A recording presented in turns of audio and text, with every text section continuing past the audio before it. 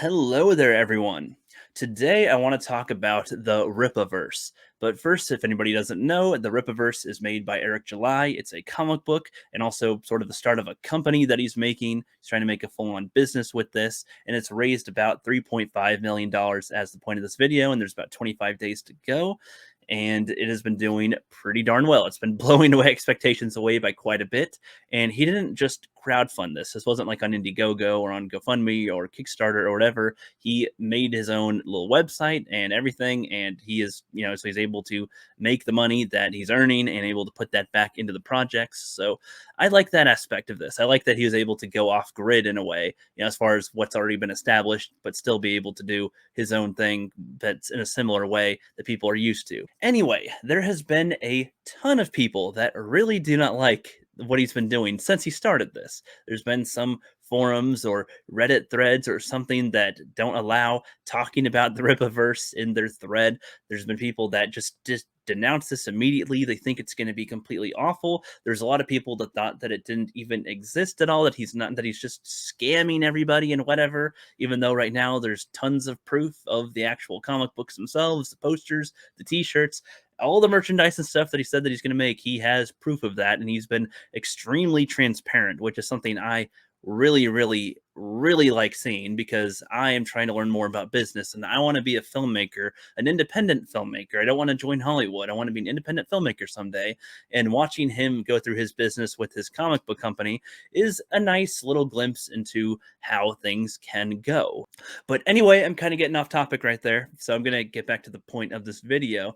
And some of the detractors think that the people that are backing him are just doing it because they are like homophobes, they're racist, they're whatever. They also believe that Eric July is just full of hatred and only negativity and talking.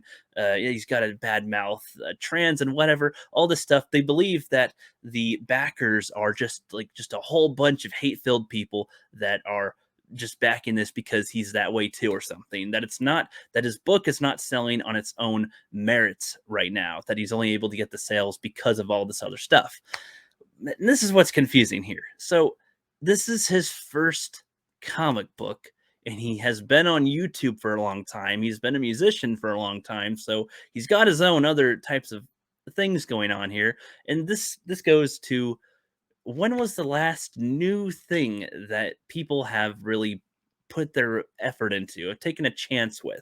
In the modern day, it is really difficult to go without seeing something that is not attached to some type of history already. Like, I've grown up in a time where the majority of things that are out are connected to something that has already existed. There has not been as many there's not been as many new things coming out.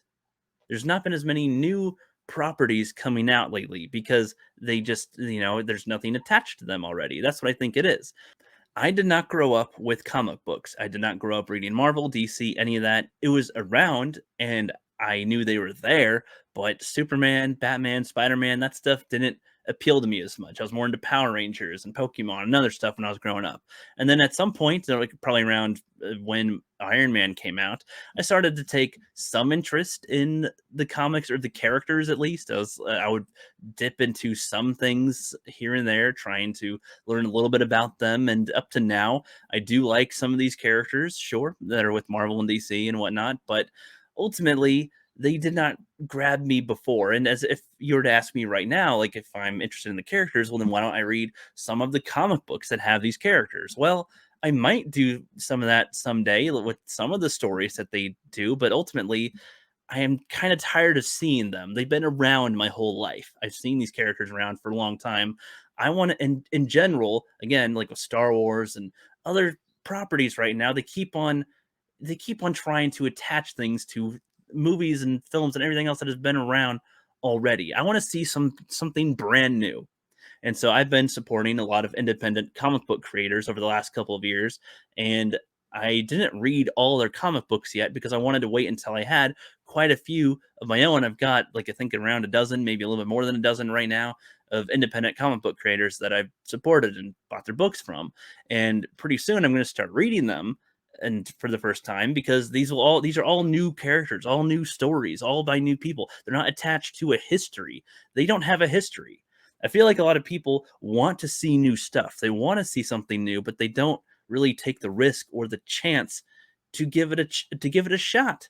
There's probably a lot of movies right now that exist that are independent or something, but a lot that are really good and exactly what people are looking for, but they don't really take a chance with it because they're unfamiliar with it. They don't know if they want to put their time into it. So they're usually just more likely to go with something that they're familiar with, something that's closer to what they already know, and they're not really going to take that risk.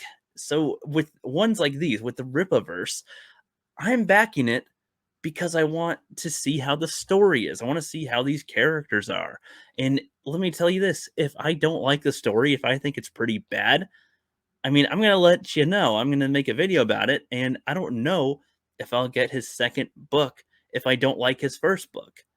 If he makes a different type of story or something with other characters that, that like it's a non-Islam one, if I thought that this one was bad, maybe I'll back one of those. But I'm also one that wants to give it a try because the first book is not always the best book. This is a concept also that a lot of people seem to have with films anyway. The common thing is that the first film is like the best version of whatever in the series. If they have a franchise, it's usually the best. Like, Jaws is probably the best of its franchise. Star Wars, that is a little more arguable. That, Empire Strikes Back is better, but there's typically, first is the best. But I don't know. I think that there can be improvements after the first movie is done. You have a template now, and then you can try to improve from there. So maybe I would back Hassan too to just see how that is. But what I'm telling you is that there is a limitation that I have here of my willing investment. I've pretty much got two chances of, if I don't like his story or I don't like the characters after one or two issues, then I'm not likely going to back him anymore. It's like, okay, well, I tried to help you out with that. I gave it a shot, but these characters aren't for me, so that's it. And with all the other comic books that I've backed, all these other independent creators and stuff, a lot of them are, most of them, all of them are on YouTube. All of them are on YouTube, and I don't know how many people have done reviews on them, but I mean, I'm going to make videos giving my opinion on them, and some of them are I consider friends or acquaintances on YouTube.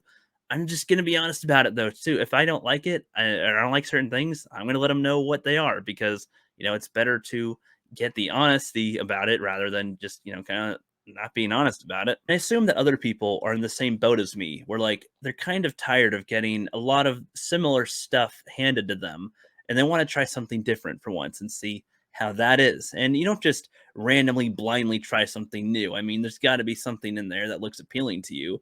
Looking at his comic book, some of the characters look appealing. I don't know anything about what the story is right now. I didn't look at all the descriptions of it and whatever. I'm just kind of looked at the cover. I liked a couple of the characters. I'm like the way that they visually looked, so I'm gonna give it a shot. Anyway, that's my thoughts on that. Not backing it because of Eric July and all the hatred and whatever, even though I do watch his channel on occasion and he is funny, but that's not why I'm backing the book. And let me know if you guys are in the same boat as I am in the comments below. If you're just looking for something new and you want to give it a shot and see what's there. That's pretty much what I'm also doing with films, trying out some ones that might not have been as popular before, not just looking at the ones that are highly recommended. I'm also trying to check out some of the obscure ones and seeing how some of them are because maybe there was a gem that was missed.